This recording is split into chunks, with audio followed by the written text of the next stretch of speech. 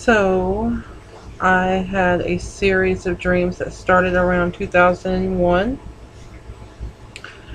and I always had paid attention to my dreams, so I could tell the difference between a dream that was significant and a dream that was manifested by stress, fears, wishes, etc. Well, this one obviously stood out. You'll understand why when I tell you about it. It had the first one. It was more than one, but the first one happened a few weeks before the World Trade Center attacks, 9/11. Uh, the dream started. I was in the middle of my life. Basically, the dream would be just like normal. I was in the house I was living in. I was me, just like me. Everything's normal. It's just like being awake.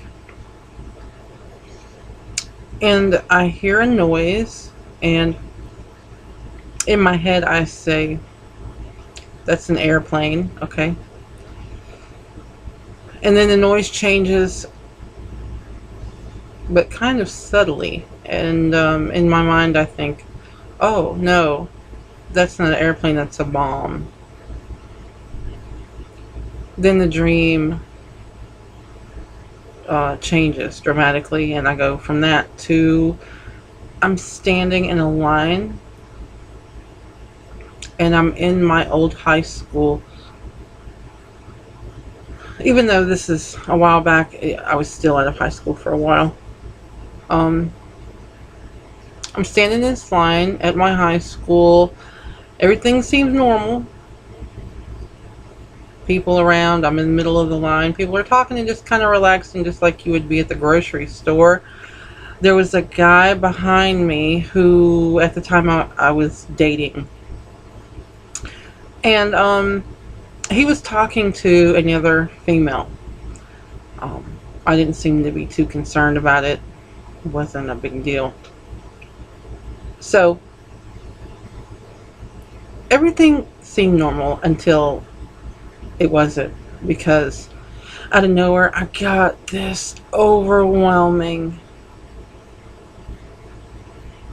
sense of doom, is the best way to say it. I had to get out of this line. I didn't know anything about the line. I couldn't see the end of the line because going from the back to the front, if you look at the very front, there's two large doors that are closed. So the idea would be that whoever's on the other side of the doors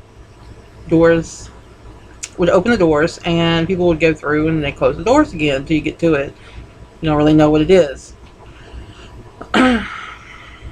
So with the sense of doom, I thought, I got to go.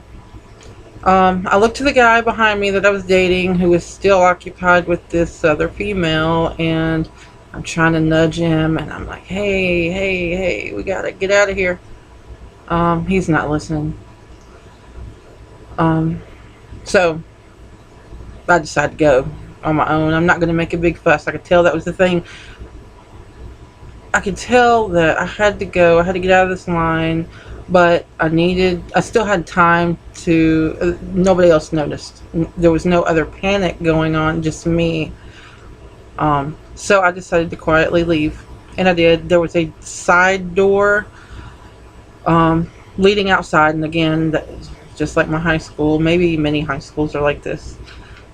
Anybody I went to school with knows what I'm talking about. So I went out the side door.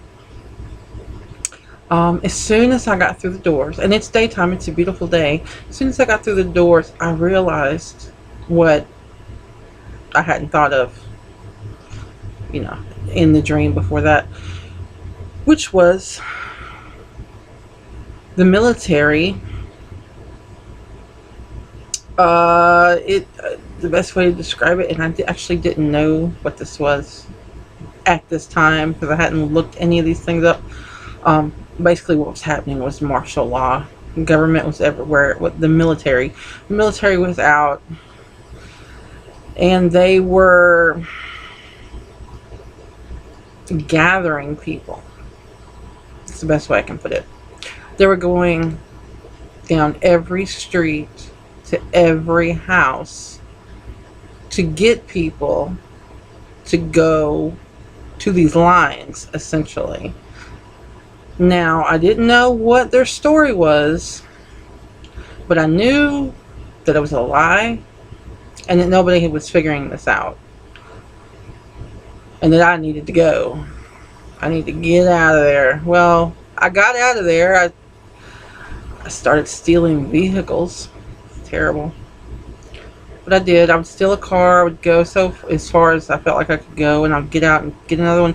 Well, through the stealing cars and traveling around, I was realizing, yes, this was everywhere. These roundups were everywhere. And there were certain... I had seen certain stages. I had seen some towns that were just starting, some that were completely desolate. And so I realized there was really nowhere I could go, because it was everywhere. Okay, so that was part one.